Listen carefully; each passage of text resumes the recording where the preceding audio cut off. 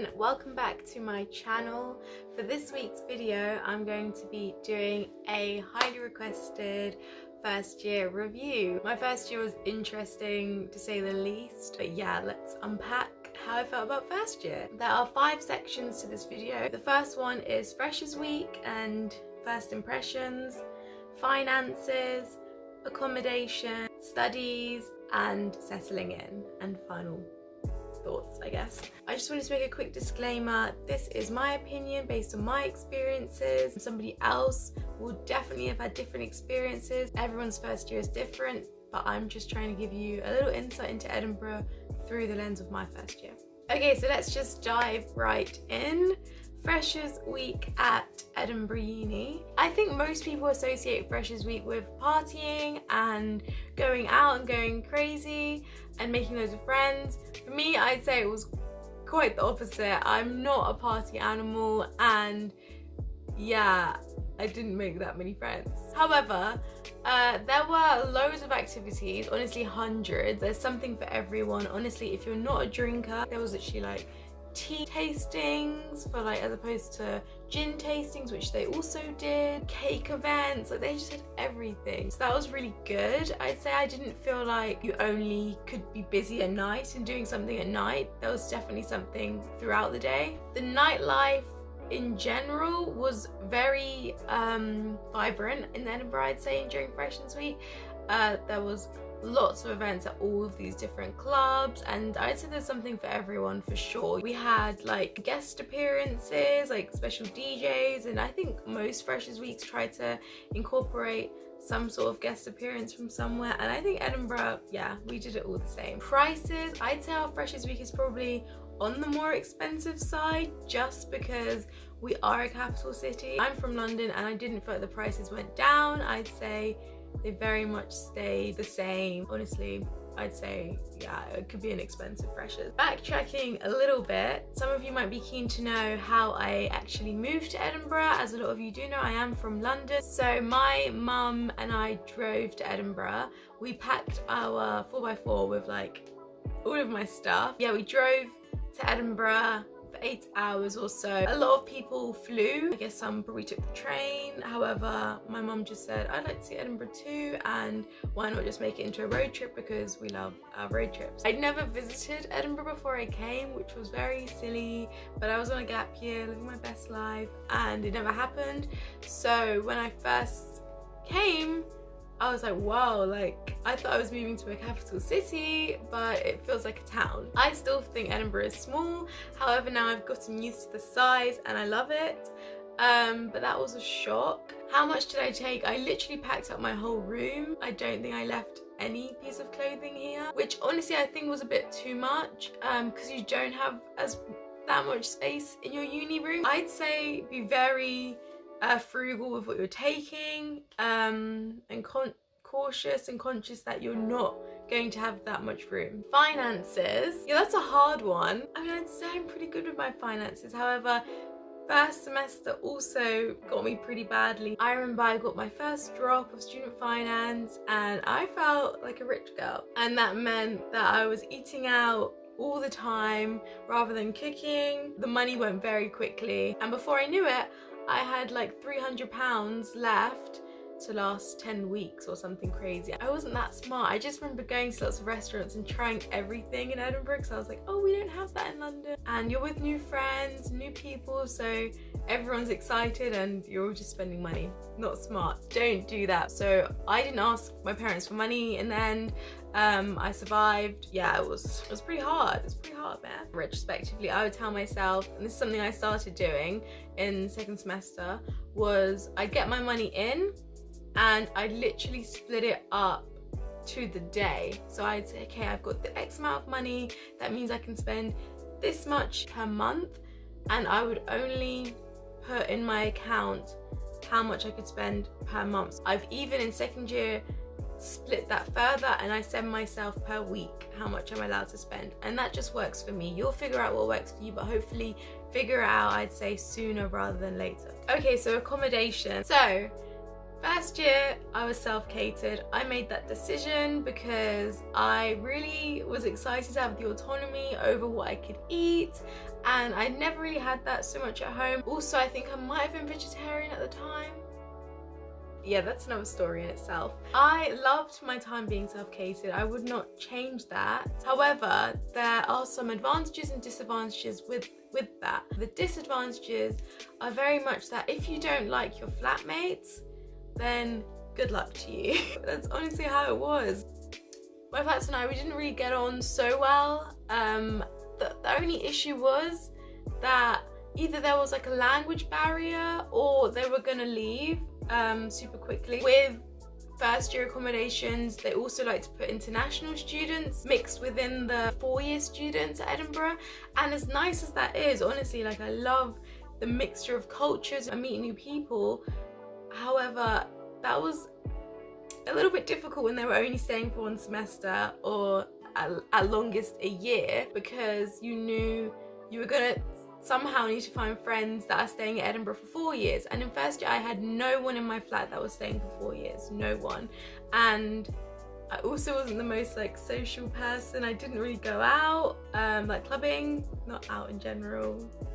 Yeah, so that was pretty hard. There's nothing you can do to control that. With regards to flat sizes, I know that at Edinburgh they completely vary within catered and non-catered. Obviously mine was a flat of 6. It was always around that number, I'd say less than 10, because you're sharing a kitchen with these people at the end of the day. However, with people who I know who stayed in catered, there were like flats of 20, like honestly, but that's just because your kitchen is like where you get water and, you know, like you have a kettle, maybe a microwave. The main catered accommodation is Pollock Halls. That's like a complex, and there are like houses within that. I also wouldn't say that like most people go to self-catered or most people go to catered. It just seems to be very much a 50-50 split. Another topic I'd like to address is the mess.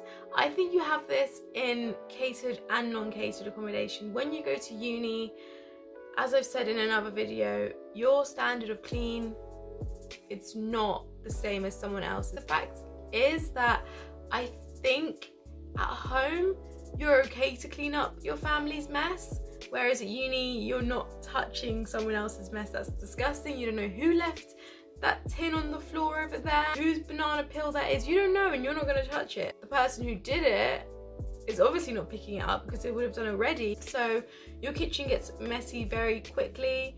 And even with recycling, get a system straight away. Changing the bins, just get a system. That's what I'd say works the best. At Edinburgh, a lot of the flats are cleaned on a weekly basis, so you don't really have to worry about cleaning.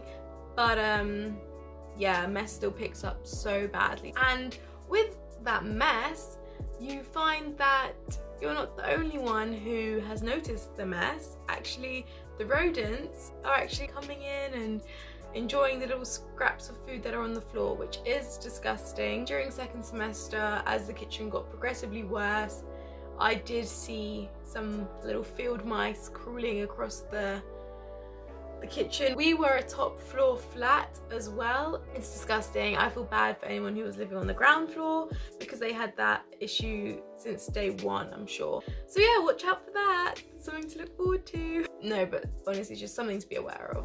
Just be clean. Speak to your flat at the start and say like, do we want to experience that? Or can we learn from other people's mistakes? And you can, guys. Moving away from accommodation, we're going to talk about studies. So I came to Edinburgh to study politics and economic and social history. And with that, I had politics classes and I had history classes. I also got to choose an elective, and a lot of you know that was German. However, one thing that you should definitely look out for in first year is that you don't have a lot of freedom with your classes. I maybe got to choose 1 module for politics and history in second semester. Like, everything is very much compulsory, so check your modules before you even confirm Edinburgh because you can't get around them. It's just something you have to accept, but it's good to have a heads up. Essays, so we're very lucky at Edinburgh. I know some students at other universities have like 1 essay a week. We are far more laid back than that in first year. I literally got 1 essay per module per semester. At the end of the day, you're also settling in, you're in a whole new city, you're finding your feet, you don't want to be bombarded with work from day one. I think it means that you kind of get the hang of essays slower. You're not really getting the practice in, which is, I guess, good while we have 2 years of that culture at Edinburgh rather than 1. Lengthwise, I never had to write an essay more than 1,500 words in first year, which is not long at all. Yeah, it's really nice. They don't overwork you in first year. You get feedback really quickly, and I'd say that the feedback I get is always very constructive and super helpful. So I'm going to talk a little bit about tutorials versus lectures and how, I guess, the system works at Edinburgh. So for your module, say I'm doing a politics module, I'm probably going to have either 2 or 3 lectures per week. These lectures are usually held in a massive auditorium with around 200 to 400 students, depending on how big the course is. Politics was massive. Some of you might be lucky and you might have some things recorded. I always have politics lectures recorded, but for history they never were, so it just depends on what your professor wants to do. And then you also have 1 tutorial per week. And tutorials are usually around 12 people. It can be as small as 2, but that's usually because people are not turning up. Those are the numbers I've experienced in my degree subjects.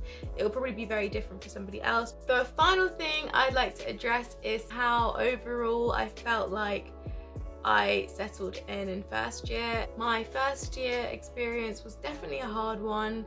I wouldn't say I felt settled in until honestly the end of first year. How often did I come home as well? In first semester I did not go back to London once. That was hard, but it was something that I told myself I don't want to do, because then in my head I would think, okay, you can just go home anytime the going gets tough. But I also got a job in first year, which meant that I was very busy working up to 20 hours a week. It was just a lot to take on, I'd say. I'm really thankful for the experience. Also, the friends that I was making, it was a very slow process. I feel like one thing that people never told me before I came to Edinburgh was that it's going to be pretty tough. Uni culture is crazy, and it's okay if it takes you a while to get used to it. That's, I think, what was really hard initially. What helped me settle in really well was definitely joining a church. I go to a church called Carrubbers Christian Centre. That church has been so phenomenal, and I really felt a part of a family away from home. A church is definitely a place that has open arms for everyone. Find your place, I'd say, sooner rather than later, and then within your place, hopefully you find your people. Okay guys, well that is the end of this week's video. I tried my best to really address the whole of my first year experience. There were some really good parts, and there were also some pretty rough parts which I wanted to address, because I feel like not many university videos really address the hard times that come with university.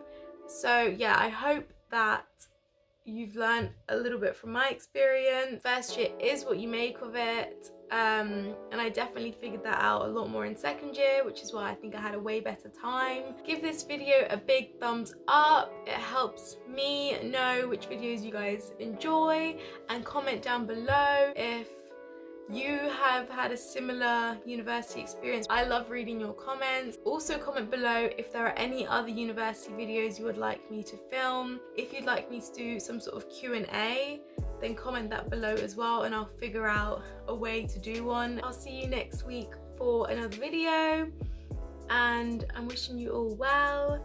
May God bless you all. Please do subscribe as well. Alright guys, bye.